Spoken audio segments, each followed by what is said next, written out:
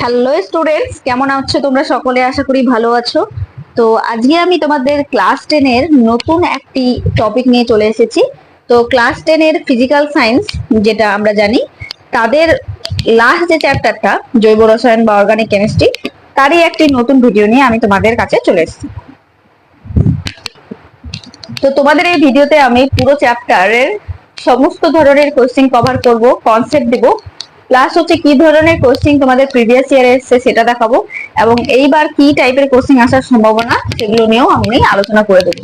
তো একটা ভিডিওতে সম্ভবত হবে না, যতগুলো পার্টি আসুক তোমরা যদি প্রথম থেকে শেষ অবধি দেখতে থাকো তাহলে তোমাদের এই সম্পর্কিত আর কোনো প্রবলেম থাকবে না, এটা আমি আশা রাখছি। আর তোমরা ভিডিওগুলো দেখা যদি পছন্দ হয় তাহলে ভিডিওগুলোকে লাইক করে দিও, আর তোমাদের বন্ধুদের সঙ্গে শেয়ার করে দিও। সঙ্গে হচ্ছে তোমরা অবশ্যই আমার চ্যানেলটিকে সাবস্ক্রাইব করে নিও। ওকে, তো চলো শুরু করা যাক। আজকে আমরা যেটা পড়বো সেটা জৈব রসায়ন। জৈব রসায়ন মানে হচ্ছে আমাদের জীবদেহ থেকে নির্গত হওয়া কিছু বস্তু, যেগুলোকে প্রাথমিক যুগে মানে আগেকার যুগে, যেমন হচ্ছে 1784 খ্রিস্টাব্দের আগে আর কি, মনে করা হতো যে এগুলো শুধুমাত্র জীবদেহ থেকেই পাওয়া যাবে, জীবদেহের বাইরে এগুলো পাওয়ার কোনো উপায় নেই। সেটা প্রথম যে বৈজ্ঞানিকটা বলেছিল সেটা হচ্ছে ল্যাভোসিয়ের। ঠিক আছে, প্রথম যে, আর তোমরা জানো একে কেমিস্ট্রির জনকও বলা হয়। তো প্রথম যে বৈজ্ঞানিক এই কথাটা আমাদের বলেছিলেন সেটা হচ্ছে ল্যাভোসিয়ে।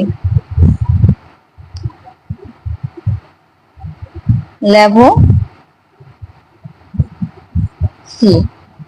এই বৈজ্ঞানিককে আমাদের কেমিস্ট্রির জনকও বলা হয়। আর 1884 খ্রিস্টাব্দে তিনি এই কথাটা বলেন আর কি।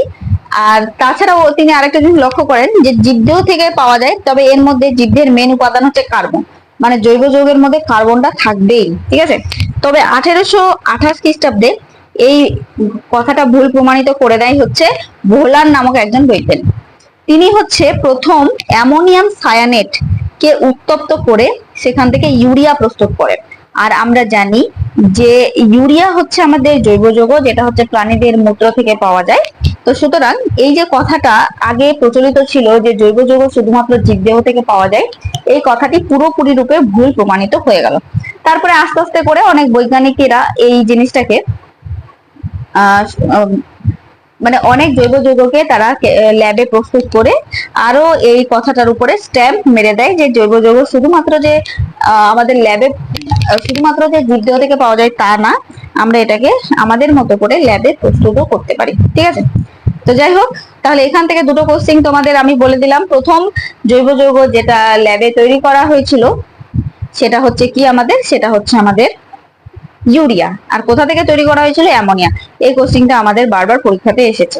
ঠিক আছে, তো একটা কথা এখানে আসছে যে জৈব যৌগ মানেই কি মানে কার্বন থাকা মানেই কি জৈব যৌগ? তো এরকম কোনো কথা না যে কার্বন থাকা মানেই জৈব যৌগ। এরকম একটা জিনিস তোমরা ভাবো যে স্টুডেন্ট যারা মানে যারা ক্লাস 12-এ তোমরা সায়েন্স নিয়ে পড়বে, হয়তো ধরে নাও এরপরে ক্লাস 11 ক্লাস 12 অনেকে সায়েন্স নেবে অনেকে আর্টস নেবে।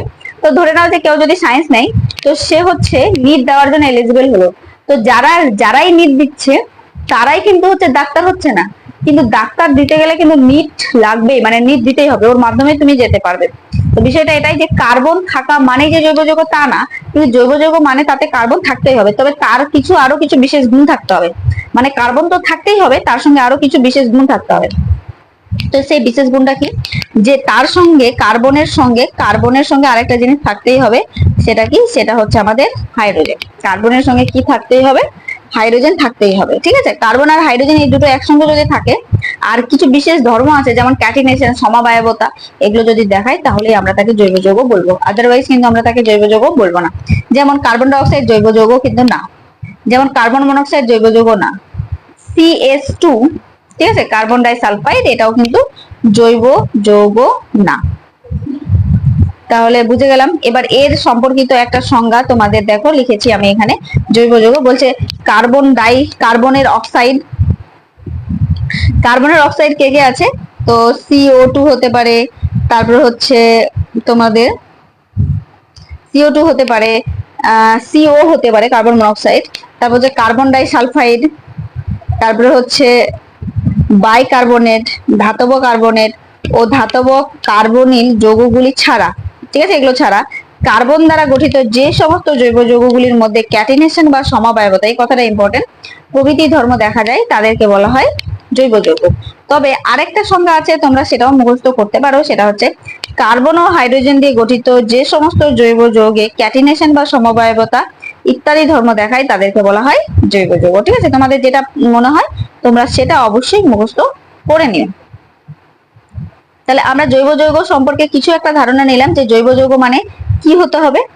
জৈব যৌগ মানে হচ্ছে কার্বন থাকতে হবে আর হাইড্রোজেন থাকতে হবে, এই দুটোর মধ্যে কিছু একটা বন্ধন গঠন করতে হবে, তারপরেই সেটাকে আমরা জৈব যৌগ বলে এখানে মান্যতা দিব। ঠিক আছে, তো এখানে দেখো জৈব যৌগ আর অজৈব যৌগের মধ্যে তোমাদের পার্থক্যটা অনেকবার পরীক্ষাতে এসছে, তো সেই জিনিসটাই এখন আমরা দেখার চেষ্টা করব যে জৈব যৌগ আর অজৈব যৌগের মধ্যে কি পার্থক্য। ঠিক আছে, তো দেখি তাহলে জৈব যৌগ অজৈব যৌগের মধ্যে পার্থক্য কিভাবে হয়।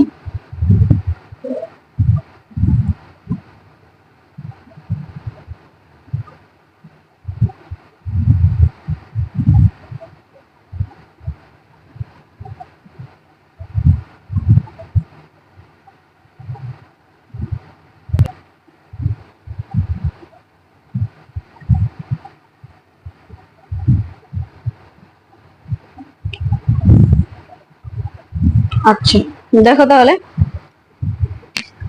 একটা হচ্ছে জৈব যৌগ আর একদিকে আমরা লিখবো অজৈব যৌগ। যে সমস্ত যৌগ জীবদেহ থেকে পাওয়া যায় তাকে জৈব যৌগ, আগে এটা ভাবা হতো, তবে এখন কি কার্বন আর হাইড্রোজেন দ্বারা গঠিত হবে, এটা হচ্ছে নতুন সংজ্ঞা আমাদের। তাহলে প্রথমটা আমি কি লিখতে পারি, দেখো 1 নাম্বার আমি কি বলতে পারি, জৈব যৌগগুলি জৈব যৌগ অণুতে কার্বন পরমাণু থাকতে হবে, নাহলে এটা জৈব যৌগ হবে না।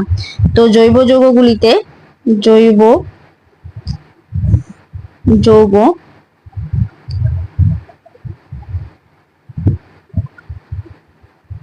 জৈব যৌগ যৌগের অণুতে কার্বন পরমাণু থাকতেই হবে,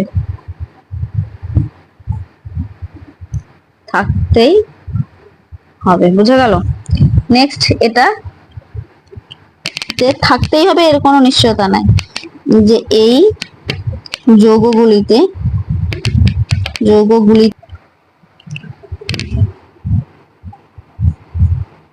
কোনো নিশ্চিত পরমাণু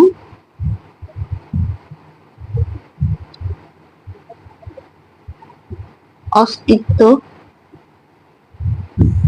লক্ষ্য করা যায় না, বুঝা গেল। তাহলে একটা হয়ে গেল। নেক্সট 2 নাম্বার কি বলতে পারি, যে বেশিরভাগ জৈব যৌগগুলি হচ্ছে সমযোজী। এরা কি হয়, বেশিরভাগ জৈব যৌগ কি হয়, সমযোজী হয়, বুঝা গেল। আর এখানে কি বলা যাবে, বেশিরভাগ অজৈব যৌগ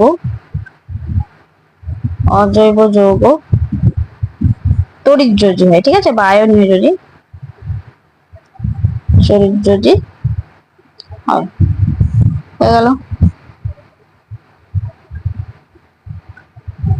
নেক্সট তারপর কি বলা যেতে পারে, এরকম কিন্তু অনেকগুলো আছে। ঠিক আছে, তারপর জৈব যৌগগুলি সাধারণত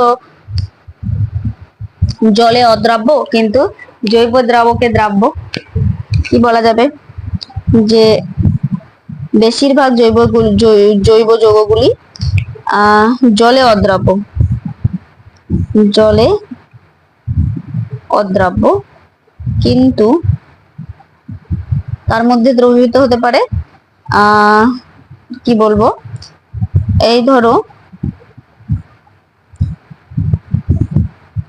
জৈব দ্রাবকে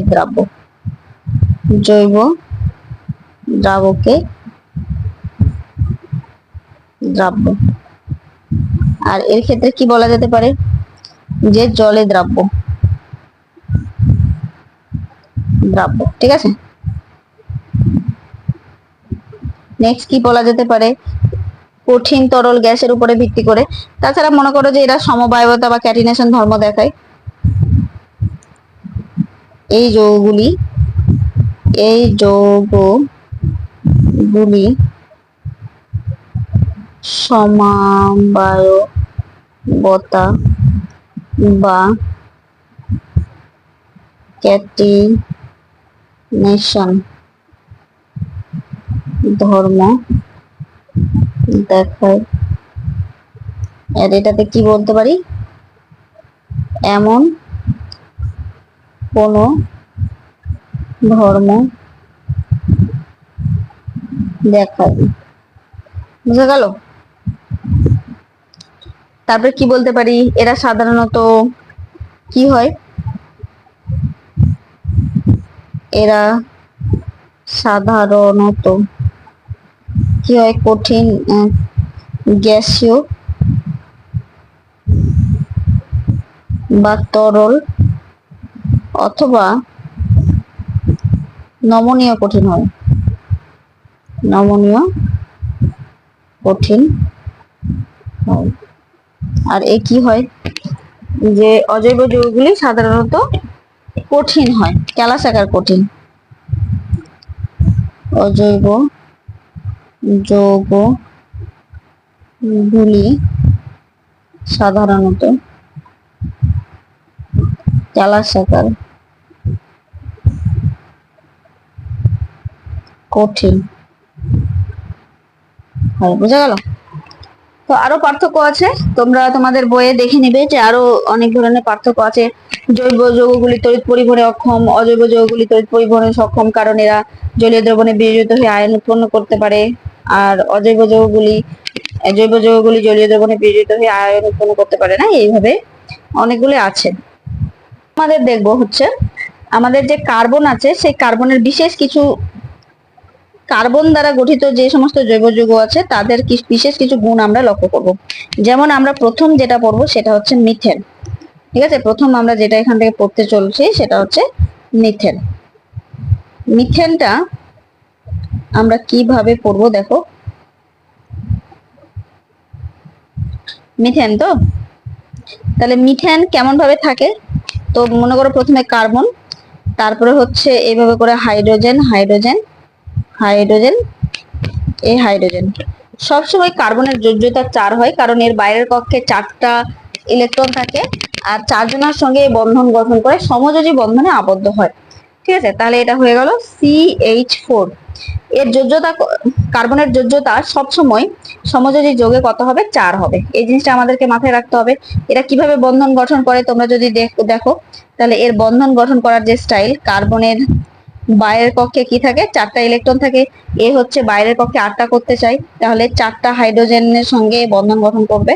ঠিক আছে, চারদিকে 4টা হাইড্রোজেন, তাহলে এইগুলো সবগুলো হচ্ছে এরও, আবার এইটা এইভাবে করে এদেরও। কারণ হাইড্রোজেন বাইরের কক্ষে 2টা করতে চাই, কারণ এর কাছাকাছি নিষ্ক্রিয় গ্যাস হচ্ছে হিলিয়াম, যার বাইরের কক্ষে 2টা, সুতরাং হাইড্রোজেনও তাই চাই, কিন্তু কার্বন চাই 8টা করতে। ঠিক আছে, কারণ এর কাছের নিষ্ক্রিয় গ্যাস হচ্ছে নিয়ন, নিয়নের বাইরের কক্ষে 8টা থাকে বলে। আচ্ছা, প্রথম জিনিস, তাহলে প্রথম এখানে যে পয়েন্টগুলো আমরা এখানে লক্ষ্য করব, সেই পয়েন্টগুলো কি সেটা হচ্ছে দেখার পালা। এখানে প্রথম যেটা আমাদের লক্ষ্য রাখতে হবে সেটা হচ্ছে 1 নাম্বার পয়েন্ট। এখানে আমাদের দেখতে হবে যে কার্বনের যে 4টা হাইড্রোজেন তারা কি সবাই একই সমতলে থাকে, তো এটা অবশ্যই তারা একই সমতলে থাকে না। কার্বনের 4টি যোজ্যতা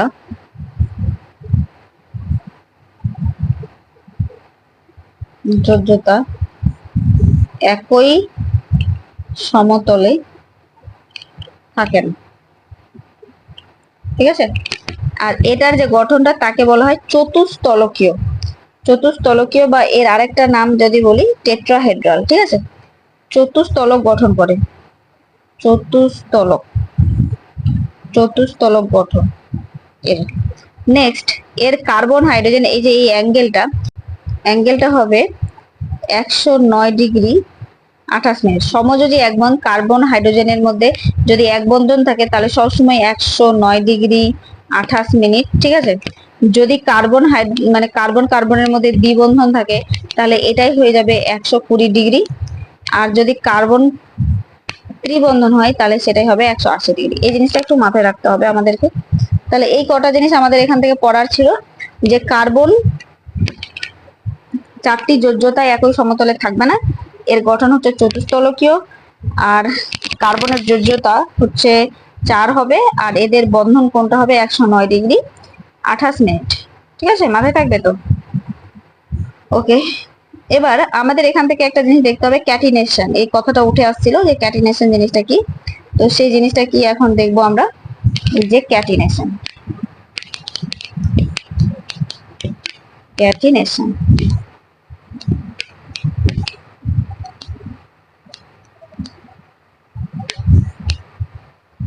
ক্যাটিনেশন ধর্মটা কি দেখো।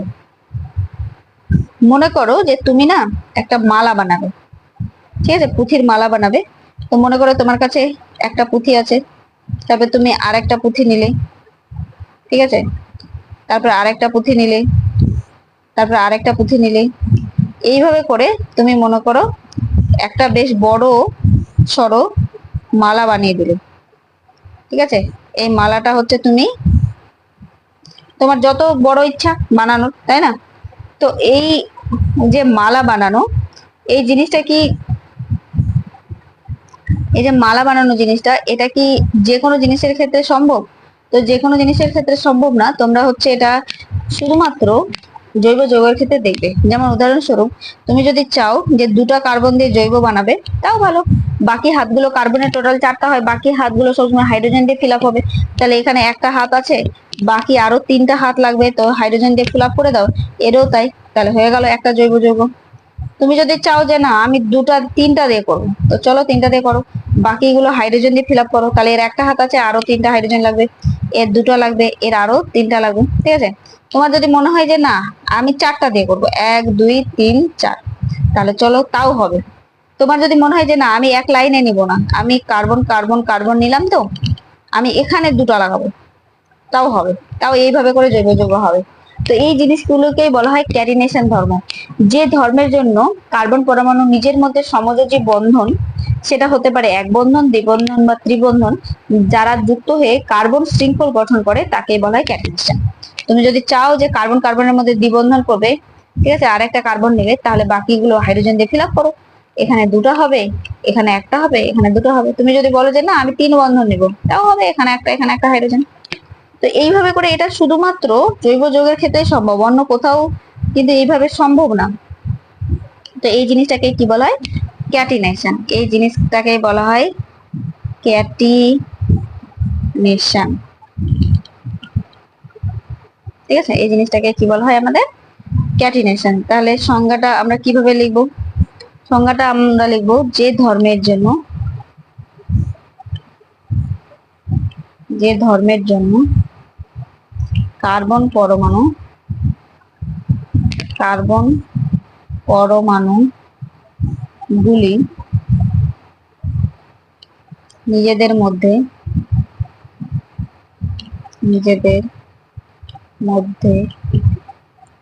সমযোজী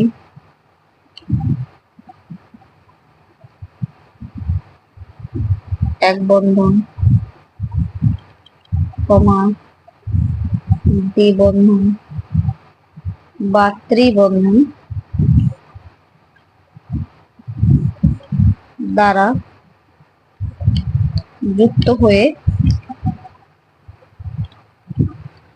যুক্ত হয়ে কার্বন শৃঙ্খল গঠন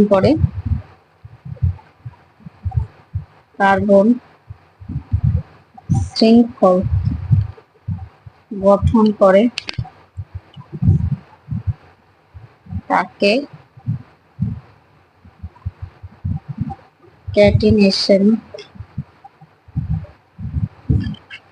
বলে। ঠিক আছে, আশা করি বোঝা গেল। তাহলে এই যে ক্যাটিনেশন, এটা কিন্তু 2 ধরনের হতে পারে, অ্যাকচুয়ালি 3 ধরনের হতে পারে। একটা হচ্ছে সরল কার্বন শৃঙ্খল, একটা হচ্ছে শাখাযুক্ত কার্বন শৃঙ্খল, আর একটা হচ্ছে বদ্ধ শৃঙ্খল বা বলয়। এই যে ক্যাটিনেশন, এটা হচ্ছে 3 প্রকারের হতে পারে, ঠিক আছে? ক্যাটিনেশন, ক্যাটিনেশন এটা হচ্ছে 3 ধরনের হতে পারে। কি কি? প্রথম যেটা হচ্ছে সেটা হচ্ছে সরল